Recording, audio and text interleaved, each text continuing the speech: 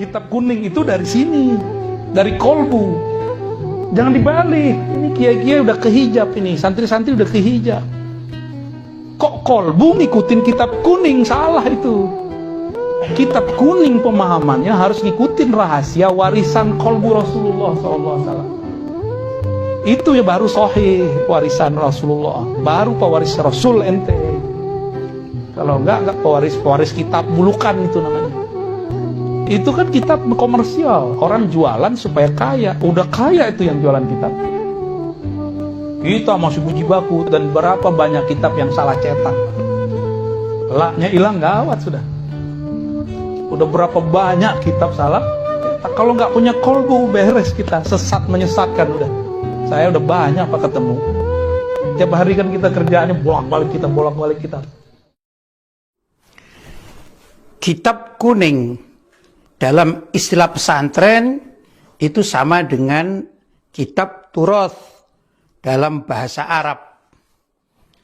Adapun isi kitab kuning yang disepakati oleh para ulama, khususnya orang-orang yang benar-benar kenal dengan pesantren, hidup di tengah pesantren, adalah segala kitab yang dikarang oleh para ulama salaf terkait dengan tafsirul Quran, atau juga makna-makna terkait dengan hadis-hadis Nabi Muhammad SAW.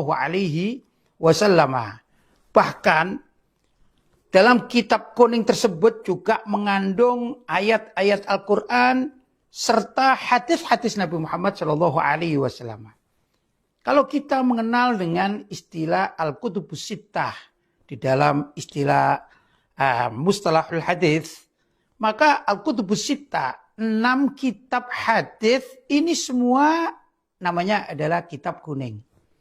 Maka kalau ada orang yang anti atau tidak percaya terhadap kitab kuning, berarti dia tidak mengenal dunia pesantren dan tidak mengenal dunia Islam secara sempurna. Kenapa?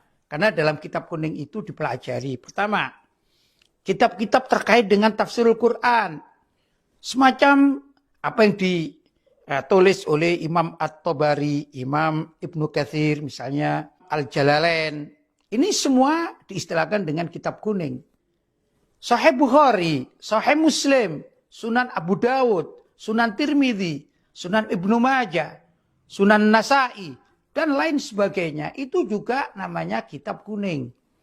Kenapa dikatakan kitab kuning? Hakikatnya adalah ajaran Islam yang sudah dikemas demikian rupa oleh para ulama, kemudian dicatat atau ditulis, lantas zaman dahulu kala dicetak dengan kertas berwarna kuning, khususnya di Indonesia, yaitu di zaman Belanda. Maka istilah dengan kitab-kitab yang dikarang oleh para ulama itu dinamakan kitab kuning. Jadi kitab kuning adalah ajaran Islam yang murni. Di samping itu juga ada dalam kitab kuning itu ilmu nahwu, ilmu sorof atau alat. Termasuk juga adalah kitab-kitab fikih karya para ulama salaf. Seperti kitab fikih yang ada di dalam mazhab Hanafi, mazhab Maliki, mazhab Syafi'i, mazhab Hambali. Yang tercatat sampai kepada kita, nah yang kita pelajari ya di pesantren atau juga di masjid atau di mana saja. Itu juga dinamakan kitab kuning.